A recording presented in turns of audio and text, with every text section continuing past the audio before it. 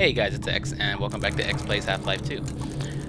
The previous videos in this series have been very dialogue heavy. That's to say that the characters have been talking to each other a lot, and that's good.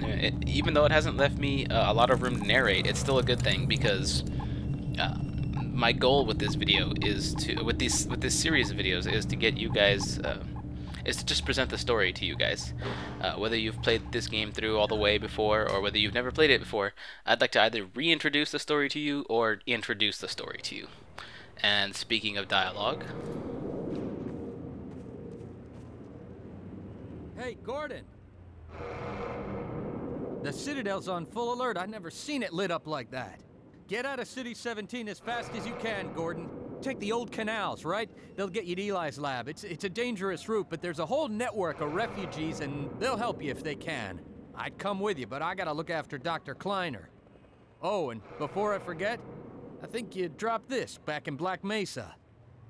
Good luck out there, buddy. You're gonna need it.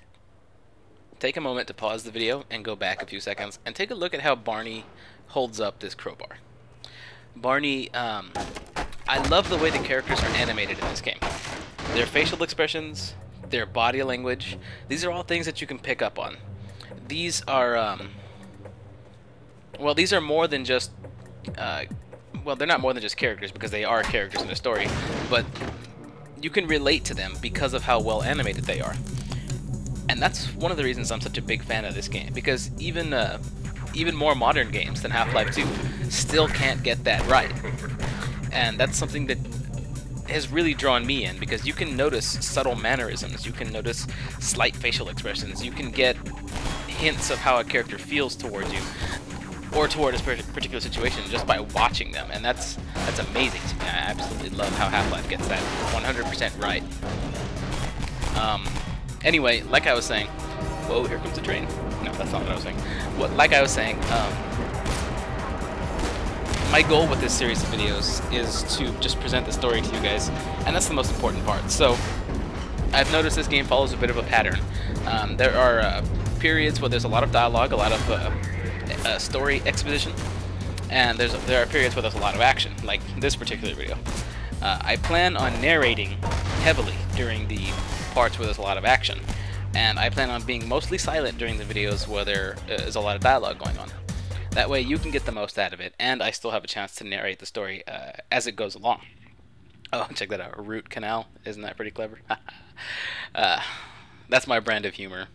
Anyway, in that last sequence, I noticed the enemies were firing at me, and they were landing a few hits, and it didn't seem to deal a whole lot of damage, so I actually go in here and I check the difficulty. It's on normal. That's what I want. I want it to be on normal for this run-through, because I don't want to get slaughtered with hard, and I don't want it to be just a breeze with easy.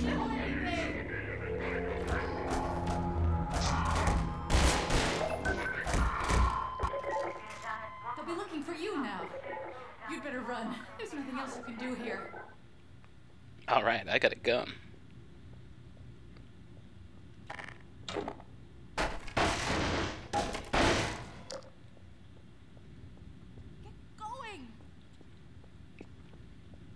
I'm also a fan of the imagery that they use in this game. Like, look at the enemies. Ooh, bam, headshot. That was nice. Look at enemies that are standing up that I haven't just face planted on the ground. They're almost not like people. They're almost like these dark creatures. These dark, nameless creatures that pose a threat to you and everyone around you. Except when you make them fall down the stairs like that. That guy didn't pose too much of a threat. I got your bullets. Alright. I'm making a mental note here of this flammable crate, the number of them, because whenever I see flammable crates, I either think it's a trap for me, or I think that I can use them as weapons. So, I'm leaving these ones around, because I'm planning on using them as weapons if I have to. I actually think someone might charge up to me from those stairs that I just came in through, so I'm heading down. And there's another train on the way. And with the train coming through, I noticed those stairs up to the right. Well, you can't see them now because the train's there. But I figured that's what I have to do. I figure I have to jump on the train and head over to those stairs. I don't know if the train's going to stop or if it's going to keep moving, so I try and jump over to the train as it's moving so I can make my jump over to the other side, but it actually stops, and so I have a lot more time to actually take care of that. There we go. One jump after another. And if you can hear that announcer chick in the background, they're pretty much talking about me. Let's see if they can hear those weapons. Stupid flares. Flares are always bad. 1 down. 2 down. And they're still firing at me. With this gun, I can't zoom in and fire at the same time. So what I try to do with it is I try to zoom, get a good aim, and as soon as I pull out of my zoom, just unload with as many bullets as I can to try and hit the spot I was aiming at. It doesn't yet dawn on me that I can shoot those stupid flying cameras. God, I hate those things so much. It doesn't dawn on me yet that I can shoot them. I have this gun, I hate them. Why am I not shooting them? I don't know. I guess my attention right now is turned mostly to those guys shooting at me through the windows. So I'm looking for a way away from those guys, because I don't know if they will infinitely spawn and come after me, or what the deal is with them. That's like I'm not turning around and taking them all out because I have a limited number of bullets. They're still shooting at me every chance they get.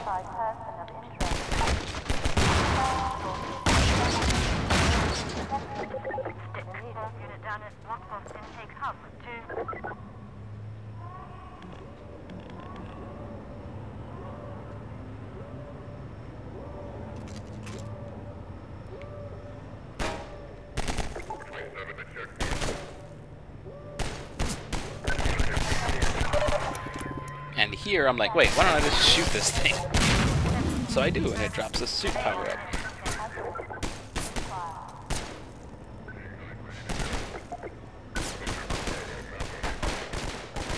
And this game, if you hold shift, it makes you sprint, and you can see that auxiliary power. You use that power for a lot of things in this game. My flashlight takes up that power, sprinting takes up that power, and believe it or not, oxygen takes up that power. For when you have to hold your breath.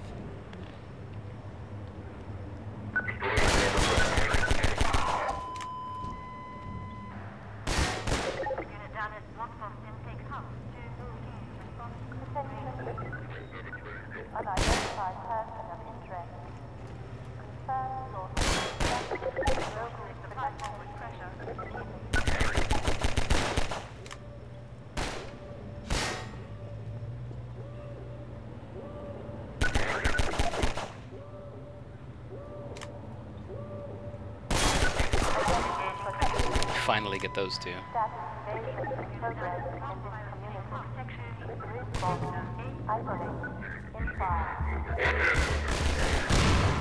Oh crap.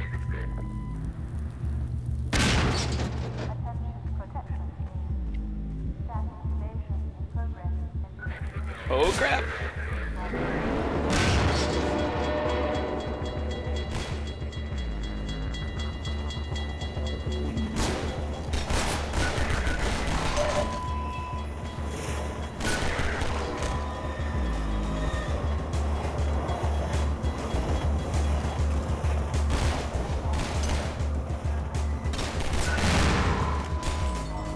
The lesson there is don't stand next to explosive objects.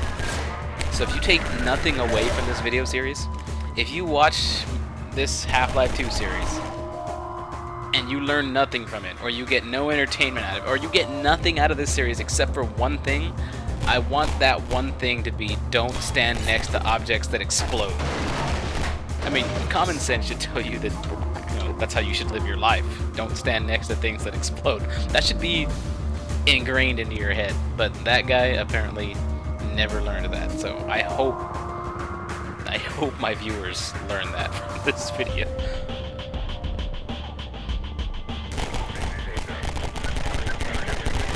See that? That was fancy. I laid down my own suppressive fire while I took cover.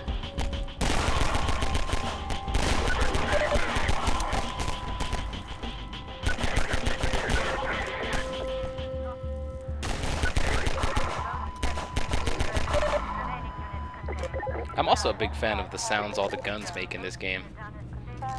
Oh wow, this video is almost over. Alright guys, tune in next time.